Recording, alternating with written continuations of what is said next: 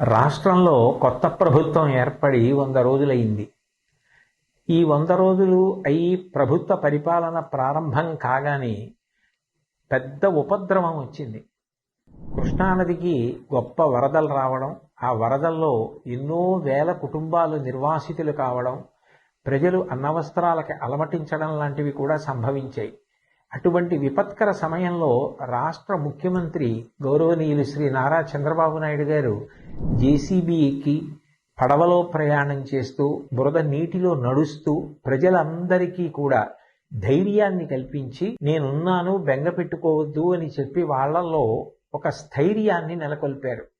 అలాగే మంత్రులు, అధికారులు, అనధికారులు అందరూ కూడా ఆ కష్టంలో ఉన్న ప్రజలందరినీ ఆదుకోవాలి అని గొప్ప ఆర్తిని చూపించారు. ఈ సందర్భంగా ప్రత్యేకించి ప్రస్తావించవలసిన వారు పారిశుధ్య సిబ్బంది.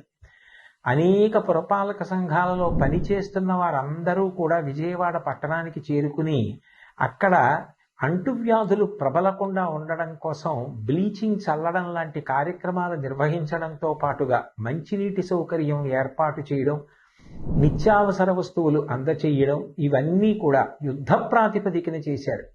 స్వచ్ఛంద సంస్థలకి సంబంధించినటువంటి అనేక మంది సభ్యులు, ప్రజలు, వ్యాపార సంస్థలు, విద్యా సంస్థలు ఇతోధికంగా విరాళాలను ప్రకటించాయి.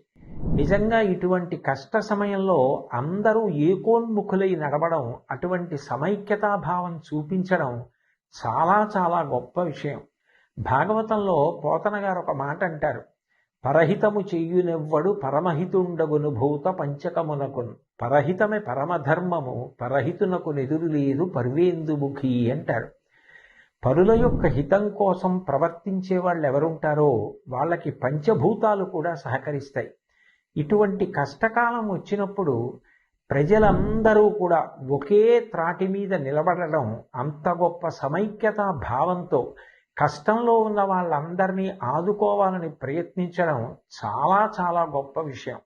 రవీంద్రనాథ్ ఠాగూర్ చెప్పినట్టు, where the mind is without fear and the head is held high, where the world has not been broken up into fragments by narrow domestic walls అని స్త్రీ, పురుష, పండిత, పామర, కుల, మత, వర్ణ, వర్గ, ధనిక, పేద విచక్షణ లేకుండా అందరూ ఒక్కటిగా నిలబడి ఆ ఆపదని ఎదుర్కొన్నటువంటి విషయం నిజంగా ఎంతో స్ఫూర్తిదాయకం.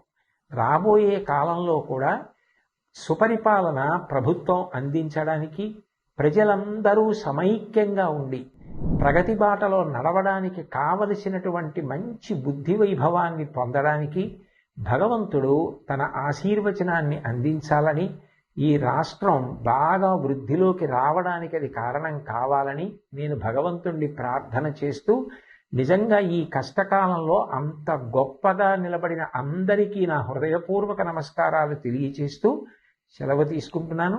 స్వస్తి.